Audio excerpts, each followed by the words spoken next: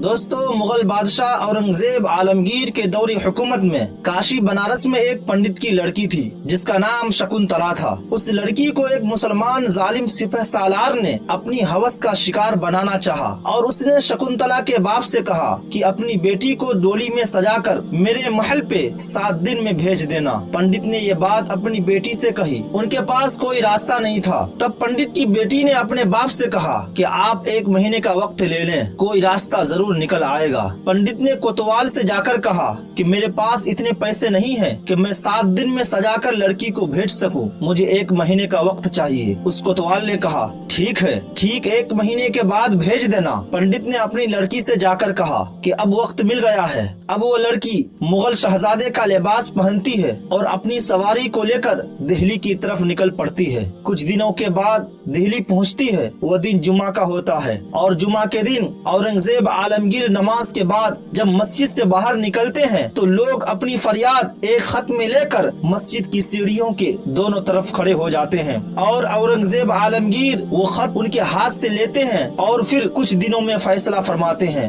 वो लड़की शकुंतला भी उस लाइन में खड़ी हो जाती है। उसके चेहरे पर निकाब पड़ा हुआ रहता है और वो लड़के का लिबास पहना हुआ रहती है। जब उसके हाथ से खत लेने की बारी आती है तब औरंगजेब आलमगीर अपनी चादर देते हुए कहते हैं कि बेटी, बच्चियों को जेब नहीं देता है कि वो शहजादों का रूप इख्तियार कर ले, कहें क्या फरियाद है। अब शकुंतला रोते रोते अपनी पूरी दास्तान सुना देती है। दास्तान सुनते हुए औरंगजेब आलमगीर की आंखों से आंसुओं का सैलाब जारी हो जाता है। मुकम्मल गम भरी दास्तान सुनने के बाद शकुंतला ने कहा कि देव महाराज, मैं ब्राह्मण जात की हिंदू लड़की हूँ। बादशाह औरंगजेब ने कहा हिंदू हो या मुसलमान, बेटी हो ना, जाइए और डोली सजाने की तैयारी कीजिए। मायूस कुन जवाब सुनकर शकुंतला रोने लगी। बादशाह ने उसके सर पर हाथ रखकर कहा ये नहीं हो सकता है कि कोई बेटी बादशाह से मायूस होकर जाए। किसी पर जाहिर नहीं होना चाहिए कि तुम्हारी हमसे मुलाकात हो गई है। शकुंतला बोझल कदमों से वापस लौट आती है। उसने बादशाह औरंगजेब आलमगीर के इंसाफ, रहमदिली और सखावत की कई कहानियां सुन रखी थी, इसीलिए वो दिल्ली गई थी। वो सोचने लगी कि सब बेकार हो गया, अब मोहलत में सिर्फ 1 दिन रह गया है, अब क्या हो सकता है, पता नहीं बादशाह कुछ करेगा भी या नहीं।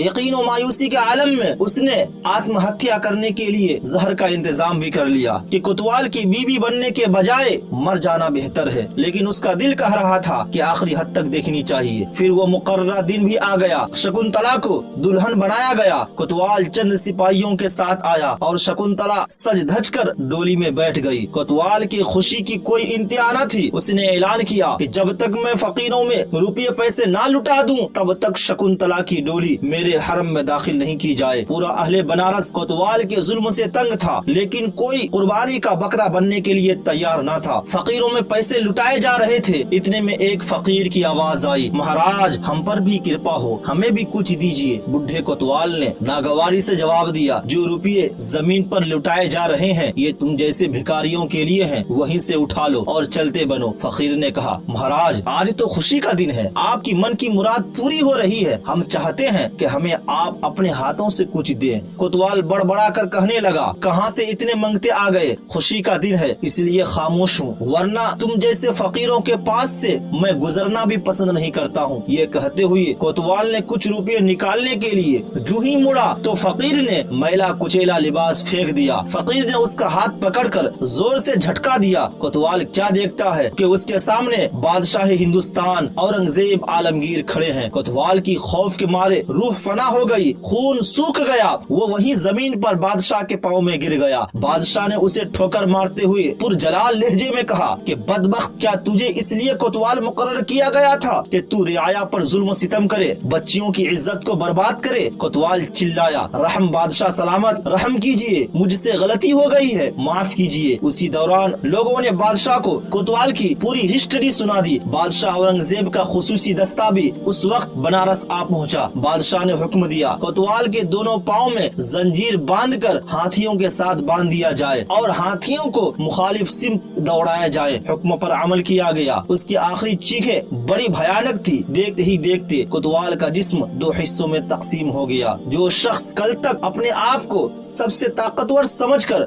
जुल्म सितम कर रहा था, आज लोगों को दूर दूर तक खून में डूबे हुए उसके जिस्म के लोथड़े दिखाई दे रहे थे। लोगों ने खुशी से नारे लगाना शुरू कर दिए। कोतवाल को इबरतनाक सजा देकर बादशाह औरंगजेब आलमगीर ने इंसाफ का हक अदा कर दिया। शकुंतला की डोली वापस बाइज्जत उसके घर पहुंच गई। कुछ देर बाद शहंशाह हिंदुस्तान औरंगजेब आलमगीर भी पंडित के घर जा पहुंचे। बादशाह ने कहा कि बेटी सबसे पहले मुझे पानी पिलाइए। शकुंतला बोली, आपने मुझे बेटी कहा था और बेटी के घर में सिर्फ पानी पिएंगे? औरंगजेब आलमगीर ने कहा, हाँ बेटी, क्योंकि तुम्हारी फरियाद सुनने के बाद मैंने कसम खाई थी कि जब तक तुझे इंसाफ ना दिला दूं पानी मुझ पर हराम है। अल्हम्दुलिल्लाह अब मैं पानी पीने का हकदार हूँ। उसी दौरान बादशाह की भोजन के लिए शकुंतला अपने हाथों से खाना तैयार करती हैं। अपने घर के एक हिस्से में बादशाह की नमाज के लिए जगह साफ करती हैं, जिस जगह बादशाह औरंगजेब आलमगीर 2 रकात नफल नमाज अदा करते हैं। शकुंतला के बाप ने उस जगह को मस्जिद के लिए मखसूस कर दिया। सुल्तान ने चांदी के पत्थर पर एक हुक्मनामा जारी किया, जब तक ये मस्जिद आबाद है तब तक इस मस्जिद का इंतजाम यही इन्हीं के खानदान वाले के लोग करेंगे। और ये मस्जिद आज भी गंगा के किनारे उसी जगह वाक़ है। ये था बादशाह औरंगजेब आलमगीर का इंसाफ कि जब इंसाफ की बारी आती तो बादशाह औरंगजेब ना अपने भाई को देखता, ना अपने सिपह सालार को देखता, ना अपने कोतवाल को देखता, ना वो हिंदू को देखता, ना मुसलमान को, बल्कि इंसाफ का परचम बुलंद करता और इंसाफ का बोलबाला करता। तो दोस्तों, ये थे औरंगजेब आलमगीर के मुनसिफाना अंदाज। मुनसिफाना अंदाज को तारीख के पन्नों से तो हटाया गया है, लेकिन मुनसिफाना इंसान और हक परस्त लोगों के दिलों से, चाहे वो किसी भी धर्म के मानने वाले हो, उनके दिलों से मिटाया नहीं जा सकता और क़यामत तक इंशाअल्लाह मिटाया नहीं जा सकेगा। अल्लाह ताला हमें भी सच्चाई पर चलने की तौफीक अता फरमाए। तो दोस्तों, आज की इस वीडियो को हम यहीं पर खत्म करते हैं। अगर आपको ये वीडियो पसंद आया हो तो आप वीडियो को लाइक करें, और अगर आप हमारे चैनल पर नए हैं, चैनल को जरूर सब्सक्राइब करते हुए बेल आइकन को जरूर दबाएं। मिलते हैं फिर एक नए वीडियो के साथ। जय हिंद।